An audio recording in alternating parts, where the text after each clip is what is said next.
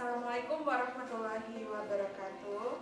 Hai anak-anakku semua, apa kabar? Semoga semuanya dalam keadaan sehat dan selalu dalam lindungan Allah Subhanahu wa Ta'ala. Alhamdulillah, kali ini kita bisa bertemu kembali dalam kelas online pembelajaran sosiologi bersama Ibu Fitria. Sebelumnya, saya ucapkan selamat atas pencapaian kalian untuk kelas 10 akhirnya memasuki bangku kelas di kelas SMA.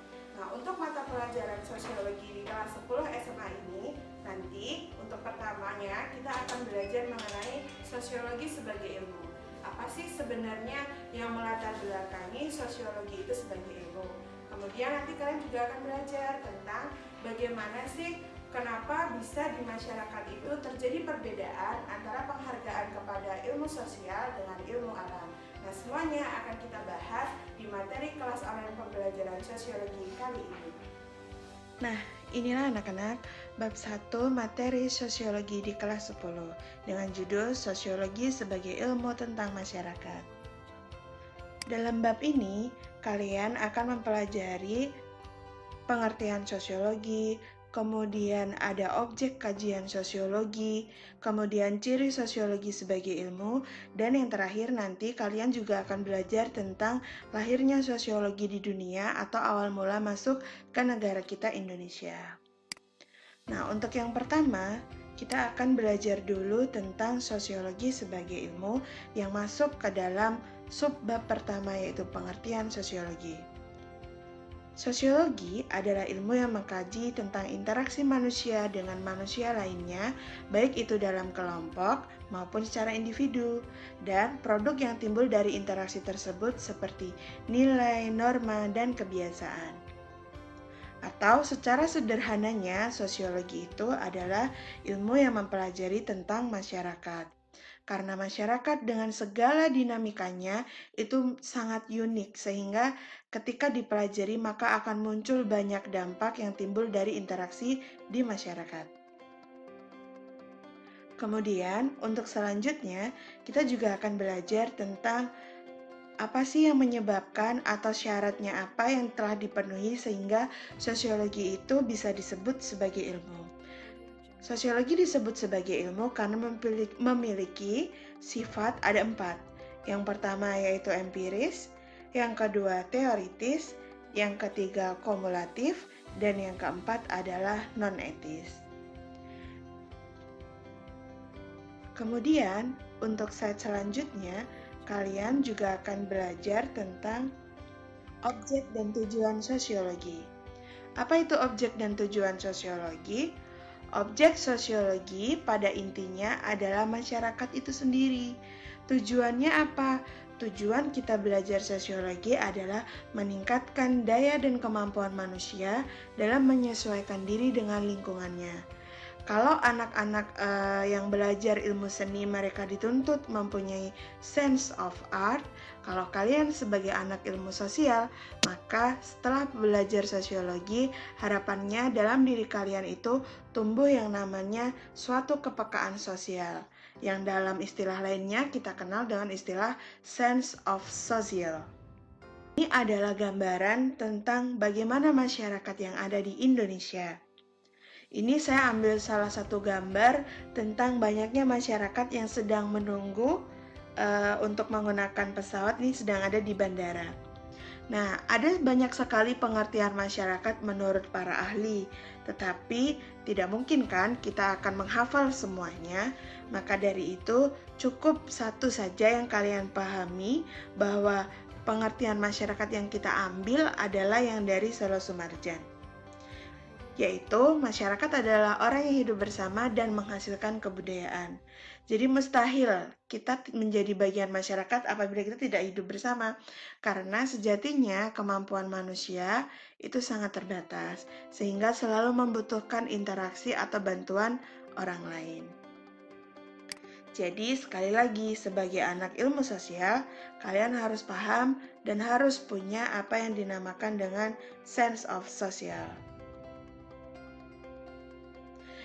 Nah, anak-anak, ini adalah unsur dari masyarakat.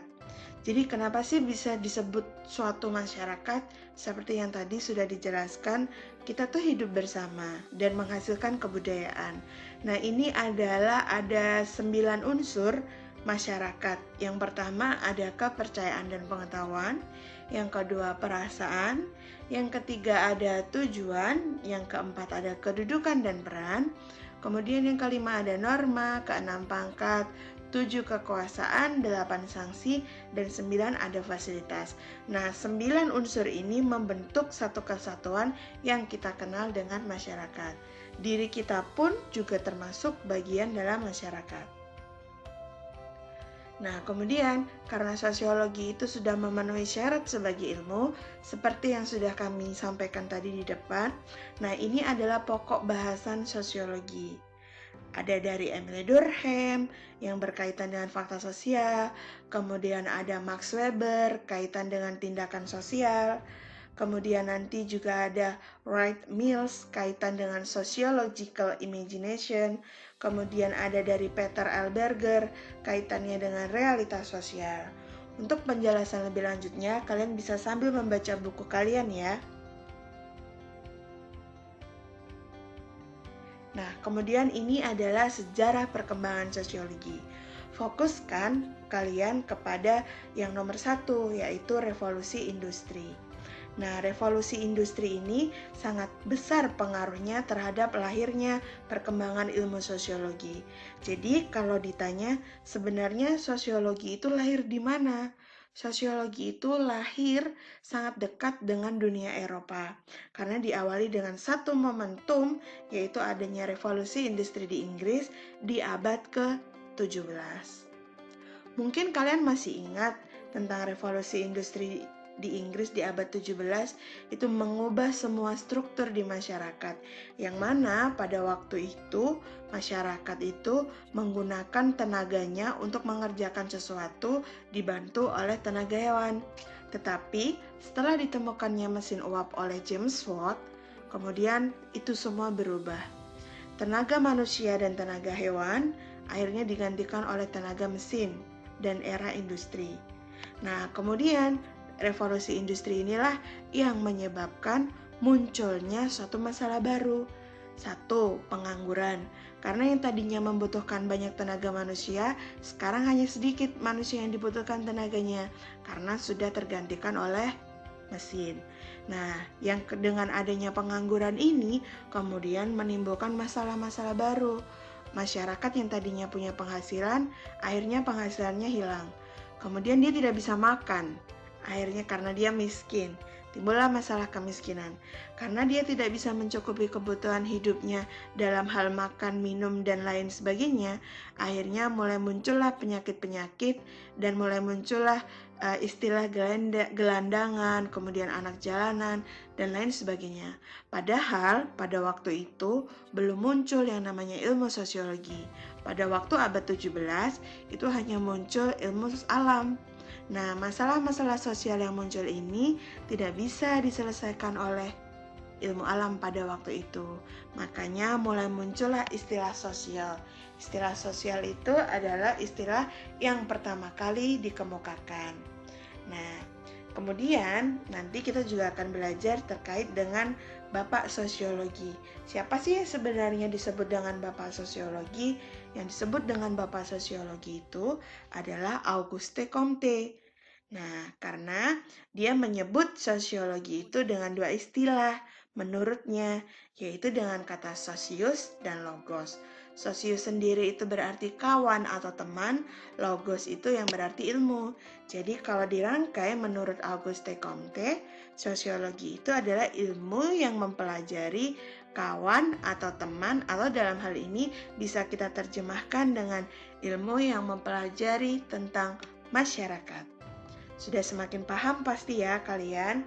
Oke, kita lanjut ke materi berikutnya. Nah, kemudian kalau tadi kita berbicara tentang sosiologi yang ada di dunia, lahir di Eropa, lebih tepatnya di Inggris pada abad ke-17, maka sekarang kita akan membahas tentang sosiologi di Indonesia.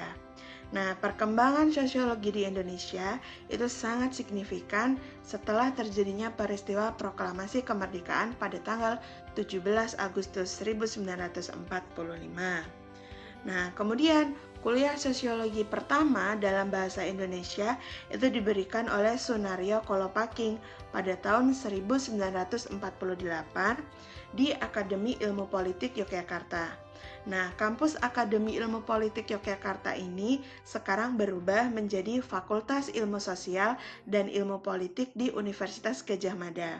Semoga nanti di antara kalian ada yang masuk ya menjadi mahasiswa Visipol UGM. Nah, setelah itu mulailah bermunculan buku-buku sosiologi baik yang ditulis oleh orang Indonesia maupun terjemahan dari bahasa asing.